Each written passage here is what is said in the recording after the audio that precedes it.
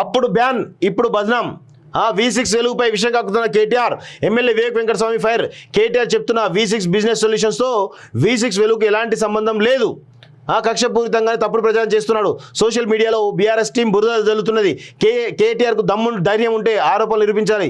FTL buffer zone రూల్స్కు లోబడే మా farm house ఉంది.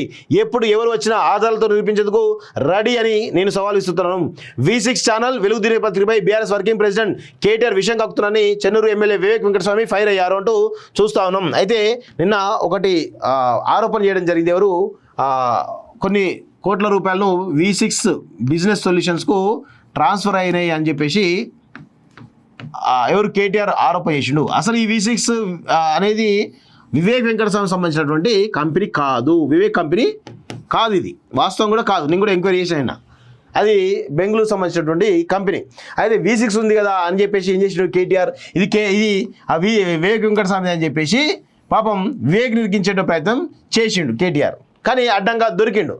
అసలు ఎక్కడైనా కానీ ఒక ప్రెస్ మీట్ పెట్టేటప్పుడు లేకపోతే ఇంకేది పెట్టేటప్పుడు ఆలోచించాలి కదా. వివేక్ పైన ఆరోపణ చేస్తున్నాడు, ఈ V6 బిజినెస్ సొల్యూషన్ వివేక్ దా కాదా అని ఆలోచించాలి కదా. ఆలోచించకుండా బట్ట కాల్చి మీదేసిండు. ఇగో ఇట్లాంటి ఆరోపణలు వేస్తూ ఉంటాడు ఈ దుర్మార్గుడు. ఏమనాలి వీడిని?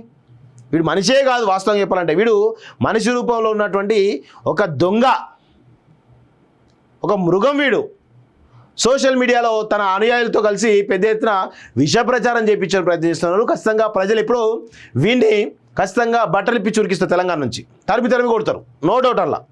ఎందుకంటే వీని విపరీతమైన ప్రచారం వల్ల చాలా పెద్ద ఎత్తున ఇబ్బందులు కలుగుతూ ఉన్నాయి చాలామందికి.